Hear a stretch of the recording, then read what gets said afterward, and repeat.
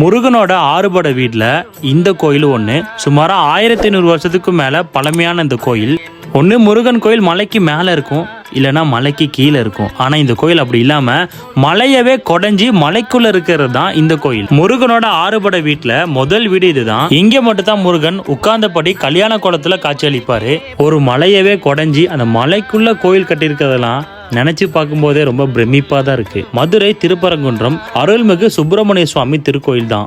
போர்களின் கடவுள் முருகன். இந்த முருகன் கோயிலுக்கு மேல ஒரு முஸ்லீம் பள்ளிவாசல் இருக்குன்னு உங்களுக்கு எத்தனை பேருக்கு தெரியும்? முருகன் தெய்வானைய இந்த கோயில தான் கல்யாணம் பண்ணதாகவும், அதனால இந்த கோயிலை சுத்தி நிறைய கல்யாண மண்டபம் இருக்கு. அதுக்கு முக்கியமான ரீசன் என்னன்னா, 2 பொண்டாட்டி முருகன். இங்க மட்டும் தான் ஒரு பொண்டாட்டி கூட இருப்பாரு. நான் சொன்னதுல ஏதாவது விட்டு போயிருந்தாலோ இல்ல நீங்க ஏதாவது சொல்ல நினைச்சாலோ அதை கமெண்ட்ல சொல்லலாம். சுட சுட முருகன் கோயில் பிரசாதமும் கிடைச்சது, முருகனோட அருளும் கிடைச்சது. இது வரைக்கும் நீங்க கொடுத்துட்டு இருக்க உங்க அன்புக்கு ரொம்ப ரொம்ப நன்றி. இன்னும் ஏகப்பட்ட கோயில் சீரீஸ் உங்களுக்காக காத்திருக்கு.